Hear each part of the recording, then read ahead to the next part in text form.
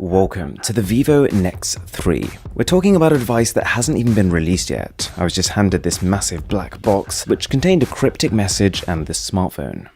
So today, there are 4 things I want to show you. A display unlike any smartphone you've ever seen before, a camera test in some of London's most iconic locations, then a speed comparison versus last-gen devices, and finally, to take an infinity pool photo to showcase this new form factor. You'll see what I mean in a few minutes. So, the first thing you're going to notice here is screen. This thing is almost all display. Now, I can't reveal size and specifications, but you can probably tell for yourself this is a massive phone with massive curves. So much so that even when you turn the phone on its side, half of what you're seeing is still display. And compared to other curved display phones, the Vivo NEX 3 on the right spills about 4 to 5 times as much onto the sides.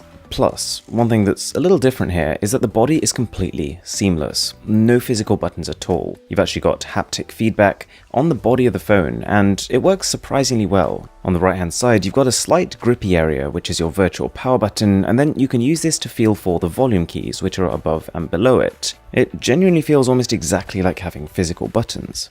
On the top, you've got a headphone jack as well, you've got a camera pop-out, which I'll come to in a second, and also a secondary power button for when one isn't enough, and right next to that a microphone, which combines with another microphone on the bottom of the phone just to pick up clearer audio.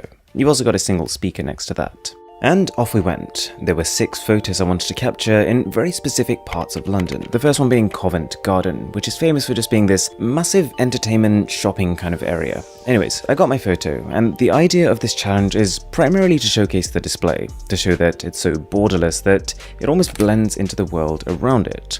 The next stop was Shoreditch, the place of creatives and trendsetters, and this place is filled with graffiti. So as a way of capturing its essence, I tried taking a photo of that, and this is one of my favorites. I really like how this turned out. It's not a perfect result, and this is pretty tough to do because your phone is capturing things from a different perspective to where your eyes are seeing them from. Next stop, the Shard, which is actually the tallest building in the entire United Kingdom, and it's around this area where you get some of the best 5G signal in the country, and so this is where I'm going to be doing these speed tests, which you'll see in a minute.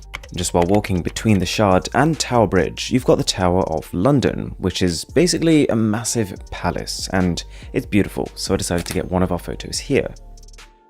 Now, Tower Bridge is the one I'd imagine almost all of you will have either visited or seen or at least heard about. This is one of the most famous spots in the entire country.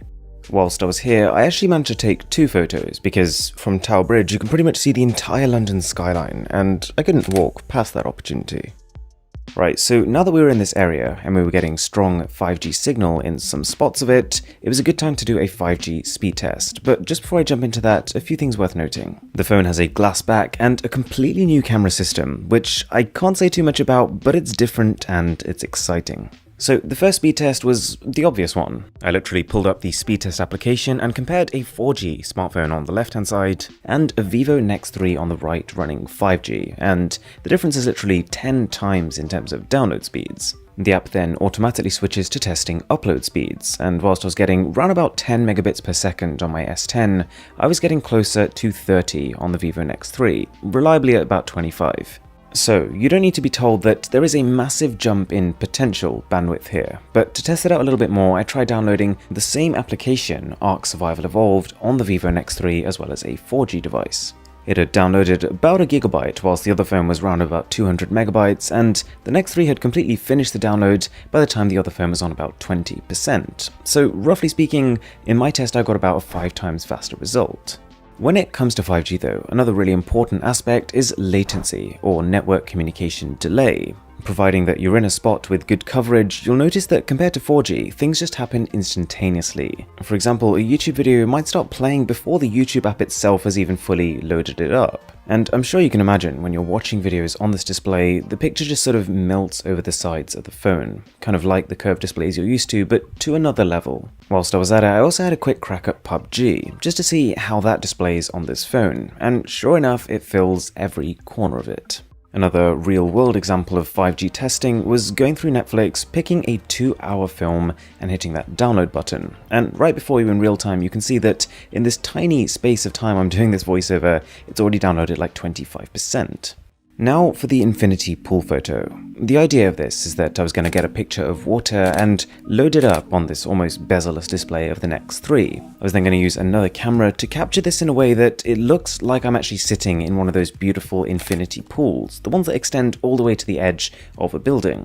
I had to pick up an umbrella just to diffuse some of the light because it was just so harsh at this time, but I'm pretty happy with the result. It almost looks like you're actually sitting in a pool that's flowing off the edge of a building. Kinda cool. Now, the device I've been using is super pre-production, so none of the software, none of the camera quality, none of that is final and is all subject to potentially improve, but even from what I've seen, this looks like a massive refinement as well as quite an out-the-box smartphone. If you enjoyed this video, a sub would be massively appreciated, and I'm also going to leave links below as to when and where you can find out more about the NEX 3. The launch event is very soon, and it's going to be a good one. Thanks a lot for watching, and I will catch you in the next one.